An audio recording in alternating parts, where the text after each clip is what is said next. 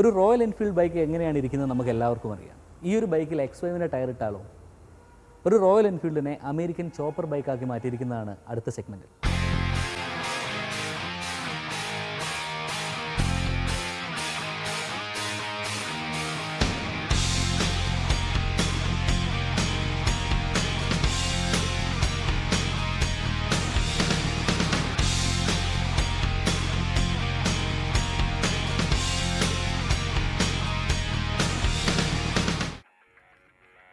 ഇരുചക്ര വാഹന പ്രേമികളുടെ സ്വപ്നവാഹനത്തിലൊന്നാണ് American chopper ബൈക്കുകൾ. പവറെടുത്ത് പോകുന്നതിനേക്കാൾ ഒരു മിതമായ വേഗത്തിൽ ആസ്വദിച്ച് റൈഡ് ചെയ്തു പോകുന്ന തരത്തിലാണ് ഇതിന്റെ നിർമ്മാണം.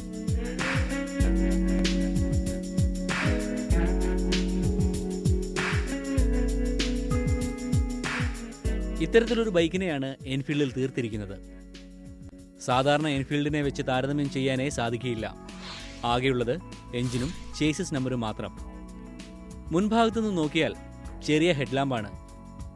വാഹനത്തിന്റെ വലിപ്പവുമായി താരതമ്യം ചെയ്യുമ്പോൾ വളരെ ചെറുതായി തന്നെ അനുഭവപ്പെടൂ. കട്ടിയുള്ള നീളം കൂടിയ മുൻ ഫോർക്കുകൾ. വാഹനത്തിന്റെ ബോഡി മുഴുവൻ മനോഹരമായ ഗ്രാഫിക്സ് പതിപ്പിച്ചിരിക്കുന്നു. മുൻപിൻ ടയറുകൾ അലോയ് വീലുകളാണ്. മുൻ ടയറിൽ ഡിസ്ക് ബ്രേക്ക് ഘടിപ്പിച്ചു. ടേൺ ഇൻഡിക്കേറ്ററുകൾ വളരെ ചെറുതുമാണ്.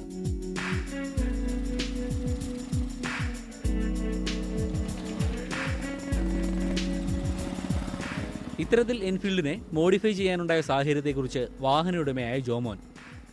ഞാൻ ദുബായിലാണ് ജോലി ചെയ്യുന്നത്. അപ്പോൾ അവിടെ ഒരുപാട് വണ്ടികൾ ഇങ്ങനെ കാണാറുണ്ട്, അമേരിക്കൻ ചോപ്പർ വണ്ടികൾ. അപ്പോൾ അതിൽ നിന്ന് എനിക്ക് അത് കണ്ടപ്പോൾ എനിക്ക് വളരെ ആഗ്രഹം തോന്നി, ഇങ്ങനെ ഇന്ത്യയിൽ ഒരെണ്ണം ഇറക്കണം, ഇങ്ങനെ ഒരു വണ്ടി ഇറക്കണം എന്നുള്ളത്. പക്ഷേ അങ്ങനെ നോക്കിയപ്പോൾ അതിന് ഒരുപാട് എക്സ്പെൻസ് വരുന്നുണ്ട്. അപ്പോൾ ഞാൻ ചിന്തിച്ചു, എന്തുകൊണ്ട് നമുക്ക് നാട്ടിലുള്ളൊരു വണ്ടിയിൽ ഇങ്ങനെ ചെയ്തുകൂടാ എന്ന് ചിന്തിച്ചപ്പോൾ എനിക്ക് നാട്ടിലിങ്ങനെ ചെയ്യാനായിട്ട് ഒരു ഫ്രണ്ടിനെ കിട്ടി.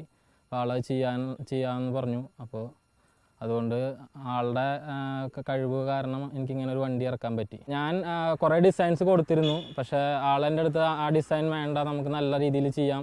അപ്പോൾ ഞാൻ അതിന് എതിര് പറയാറില്ല. ആളുടെ ഇഷ്ടത്തിന് വിട്ടുകൊടുത്തു. നമ്മൾ ആൾക്ക് ഇങ്ങനെ ആളുടെ കഴിവിനനുസരിച്ച് ചെയ്യാനുള്ള ഒരു ഓപ്പർച്യൂണിറ്റി നമ്മൾ കൊടുത്തപ്പോൾ ഞാൻ വിചാരിച്ചതിനായിട്ടും കൂടുതൽ നന്നായി എനിക്ക് വണ്ടി കിട്ടി.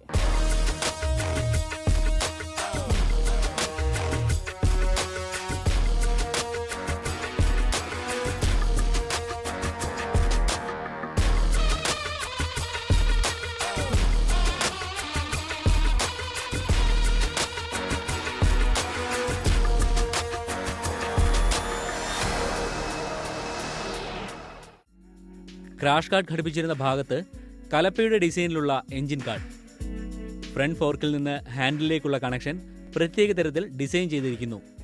അത് മനോഹരമായി പ്ലേറ്റ് ചെയ്തിരിക്കുന്നു. വളരെ പരന്നതും വീതിയുള്ളതുമായ ഇന്ധന ടാങ്ക്. അതിൽ 2 ഫ്യൂവൽ ലിഡ് ഘടിപ്പിച്ചു. ടാങ്കിൽ BMW ലോഗോ പതിപ്പിച്ചു. ടാങ്ക് സീറ്റിലേക്ക് ഇറങ്ങി നിൽക്കുന്നു. സീറ്റിന് പുറകിലായി അല്പം ഉയരത്തിലായാണ് പുറക് മഡ്ഗാർഡ്. അതിനു മുകളിൽ പുറകിലിരുന്ന് യാത്ര ചെയ്യുന്നവർക്കായി ഘടിപ്പിച്ച സീറ്റ്. ചേസിൽ കുറേ മാറ്റം വരുത്തിയിട്ടുണ്ട്. ചേസ് നന്നായി നീളം കൂട്ടിയിട്ടുണ്ട്. ഇത് മൊത്തം നീളം വന്നിട്ടുള്ളത് 112 ഇഞ്ചാണ് നീളം. ബാക്ക് ടയർ യൂസ് ചെയ്തിട്ടുള്ളത് BMW X5 ടയറാണ്. പിന്നെ ഫ്രണ്ട് നന്നായി ലോങ് ആയിട്ട് നീളം കൂട്ടിയിട്ടുണ്ട്. അതായത് ഈ ചോപ്പറിന് ഇങ്ങനെയാണ് വരാം, ഈ ഒരു വണ്ടിക്ക് ഇങ്ങനെയാണ് രീതിയിലാണ് വരാം. അതുകൊണ്ട് അത് ചെയ്തിട്ടുണ്ട്. പിന്നെ ചെയ്തിട്ടുള്ളത് സൈലൻസർ.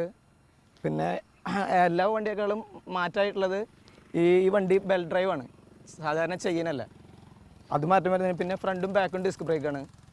പിന്നെ മൊത്തം വളരെ ഒരു ഭംഗിയാക്കി ചെയ്തു എന്ന് മാത്രം. പുറത്തുനിന്ന് ഇപ്പോൾ കൊടുന്നിട്ടുള്ളത് ടയർ മാത്രമേ കൊടുന്നിട്ടുള്ളൂ. അലോയ് നമ്മൾ തന്നെ ഉണ്ടാക്കിയതാണ്. അതായത് കോയമ്പത്തൂരിൽ നിന്ന് പോകാണ്ട് നമ്മൾ തന്നെ ചെയ്തതാണ്. പിന്നെ ഫ്രണ്ട് അലോയ് വാങ്ങിച്ചതാണ്. ബാക്കിയെല്ലാം നമ്മൾ ചെയ്തതാണ്. ഒരു വണ്ടിയിൽ നിന്ന് നമ്മൾ എൻജിൻ മാത്രമേ യൂസ് ചെയ്യാറുള്ളൂ. എൻജിനും ചേസിൻ്റെ നമ്പറും മാത്രം. ബാക്കിയെല്ലാ ചേസും എല്ലാ സാധനങ്ങളും നമ്മൾ വേറെ ഉണ്ടാക്കും. നമ്മൾ എല്ലാ കാര്യങ്ങളും ആലോചിച്ചിട്ടാണ് ചെയ്യുന്നത്.